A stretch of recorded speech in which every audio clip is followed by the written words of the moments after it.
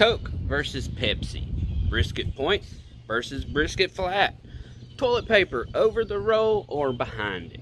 Some questions people are just gonna ask which one is better.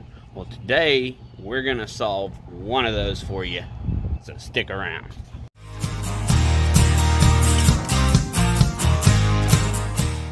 Now go ahead and subscribe to the channel and click the bell notification. That way you get notified every time that I load a video.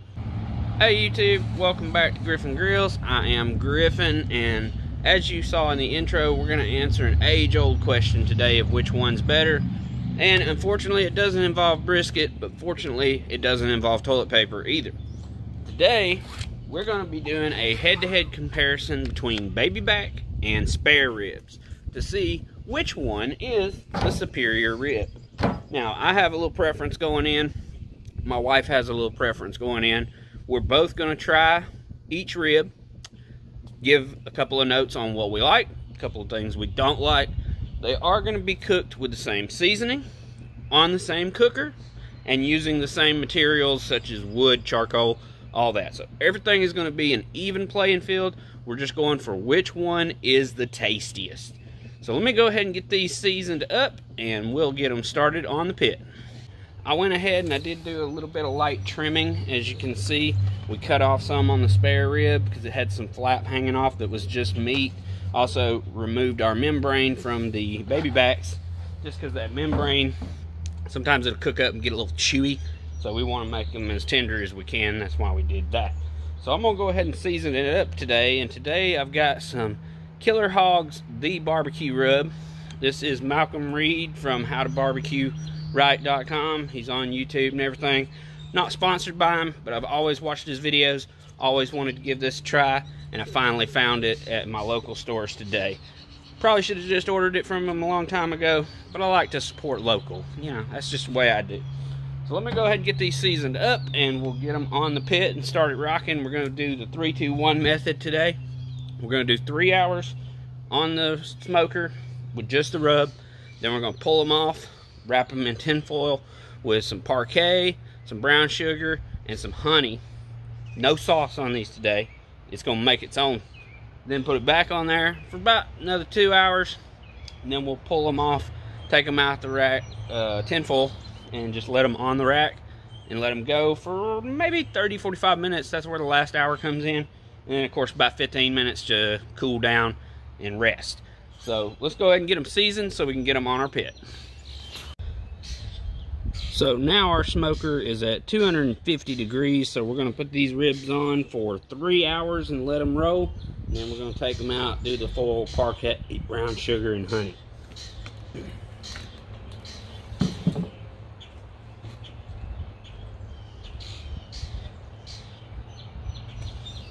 And that's what it looks like with the rub on. I didn't have to use a binder. Mine were still kind of wet and sticky.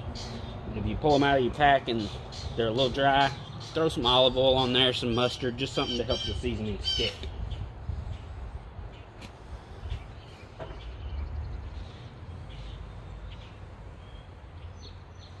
Alright, we'll get the lid on and let those things roll. So it's been about 3-ish hours. Let's check on our ribs and see if they're done. Now, the way I set this smoker up, I got an internal probe reading the temperature inside, and the other probe that goes in the meat, I didn't bother using it because ribs, there's not really anything to put it in.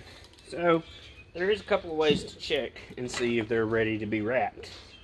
You can get underneath them, and if you can see the little fibers separating right there, then you know it's good and ready on both of them. Also on the baby backs here, you can see a little bit of the bone protrusion. That lets you know that it's time to get them wrapped.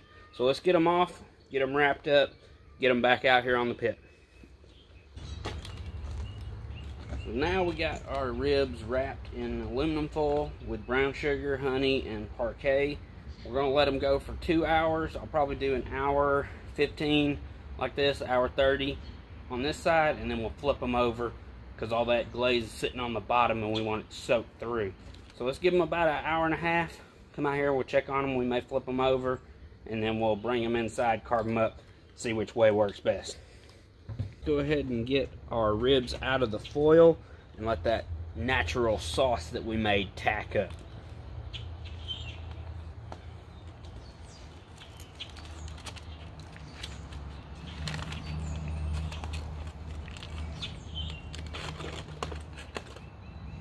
Ooh, that is steamy. And we're gonna try to get these out of the foil without completely destroying them.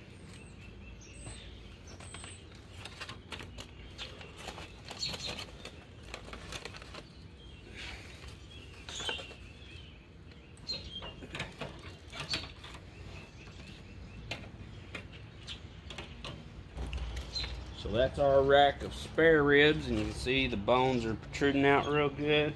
Means we got a lot of pullback from that meat pulling off of the bones.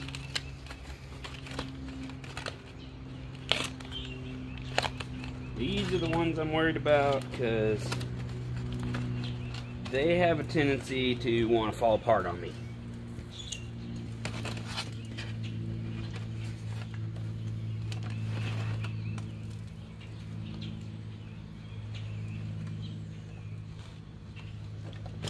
Just like that.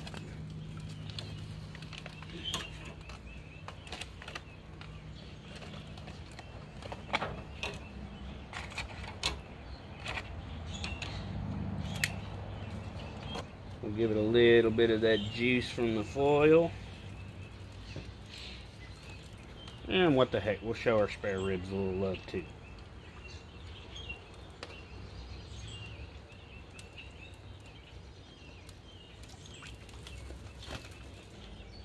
Alright, so now that we got them uncovered, we're going to leave them in here for about another 15-20 minutes, just to give that time to tack up.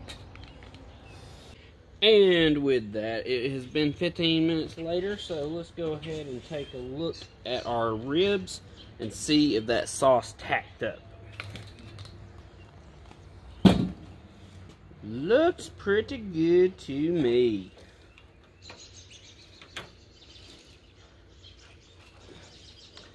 Our lovely rack of spare ribs right there. Yeah, I'm gonna have to be careful with these baby backs. They've already fallen apart on me one time. I want to try to save them as much as I can. Alright, let's get them inside and let them rest. So that is the complete process of how to do ribs, and we have two different samples here to choose from. I've got my spare rib over on this side, and I got my baby back over here, which absolutely fell apart when I tried to cut it with a brisket knife.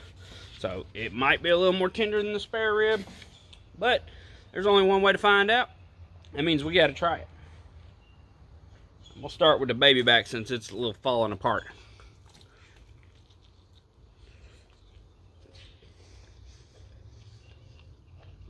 Super tender.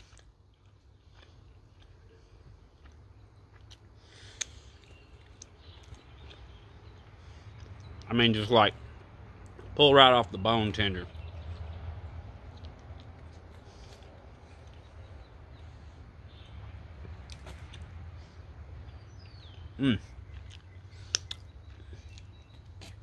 And that killer hog seasoning is amazing. Like I said, I'm not sponsored by them. I just seen it on YouTube in a couple of videos I watched, so I was like, I gotta give that a try. So that's what I did. So now let's go and try our spare rib. And you can already tell it held together way better than the baby backs did. So let's give it a bite and see what we think.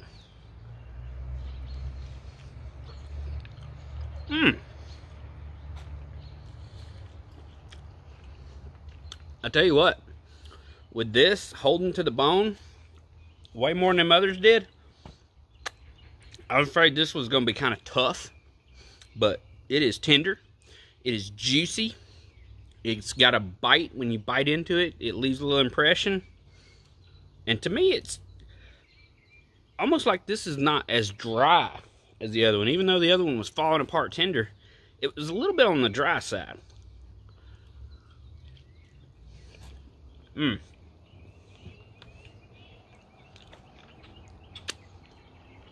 Definitely, my opinion,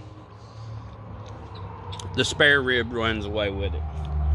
I guess it really just depends on your preference. If you want to fall off the bone rib, baby back is the way to go. My mother even cooks hers in a crock pot before she grills them, just to make sure that they're good and tender.